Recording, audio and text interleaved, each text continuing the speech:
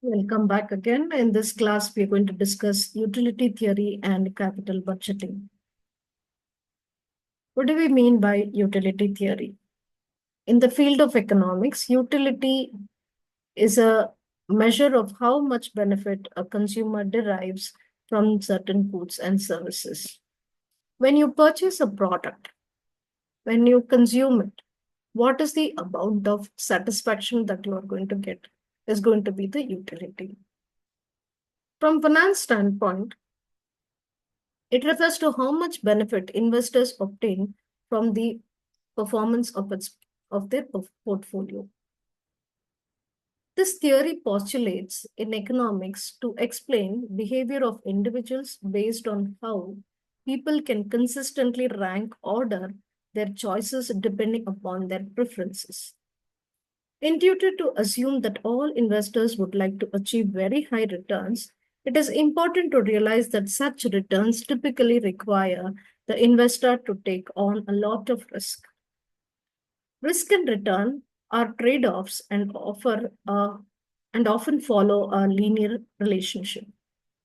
High risk investment present a high likelihood of an investor losing all his or her money. Having a solid understanding about utility of money, one can help investors make investment decisions that are more suited to their risk attitudes and investment strategies.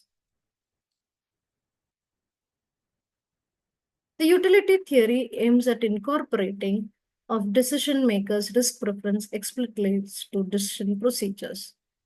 As regard the attitude of an individual investor towards risk is classified into three categories: risk averse, risk neutral, and risk seeking. Risk averse is the nature of a person where he tries to avoid risk. A risk neutral person doesn't react to the risk, whereas a risk seeker takes the risk. What are the benefits and limitations of utility theory? The advantages of utility theory is the risk preference of the decision maker is directly incorporated in capital budgeting analysis. It facilitates the process of delegating the authority for decisions. Coming to the limitations, in practice, difficulties are encountered in specifying a utility function. If the owners or a dominant shareholder's utility function be used as a guide, the desired utility function at point of time is valid only for that point of time. It is quite difficult to specify the utility function if it is a group decision. Now let's analyze what is simulation analysis. The Monte Carlo simulation, or simply the simulation analysis, considers the interaction among variables and probabilities of a change in variable. It computes the probability distribution of NPV. It involves four important steps. First is to identify the variables that influence cash flows and outflows. Secondly, to specify the formula that relates the variables. And third, indicate the probability distribution for each variable.